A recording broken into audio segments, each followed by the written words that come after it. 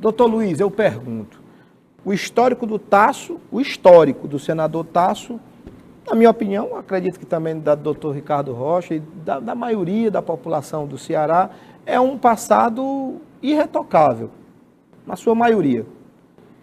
O senhor já errou, doutor Ricardo? Muitas vezes. Os erros que o senhor cometeu e os erros que o Luiz cometeu, porque o Luiz já errou também, Luiz? Eu vivo errando. Apagam os seus acertos? Olhe, João, Então a pergunta é, o voto que foi um voto errado do senador Tasso, mas aqui muito bem justificado pelo doutor Ricardo, ele foi partidário, né? Foi partidário. Deve ter feito a muito contragosto, mas o voto é errado, e aí ele errou ao votar em favor do Aécio. Apaga o histórico político do senador Tasso? olhe, vamos dar a César o que é de César. O nome Tasso Gereissati é um nome cravado na história desta terra, porque ele mudou a história do Ceará, ele levou o Ceará para o cenário nacional, ele retirou o Ceará da miséria. Isso está na história política dele, ninguém pode negar. Agora, na minha opinião, ontem ele errou e errou feio. Ontem o senador não teve coragem de cortar na própria carne. Isso aí se dá por conta dos compromissos. É isso que eu estava falando aqui no começo.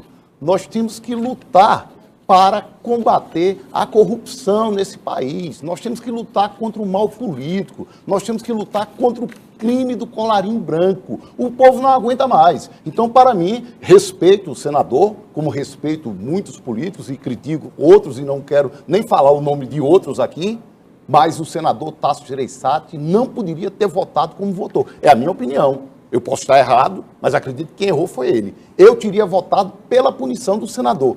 Inclusive, vendo a questão aí do direito de defesa. Mas o problema, João, é que ninguém aguenta mais tanta corrupção nesse país.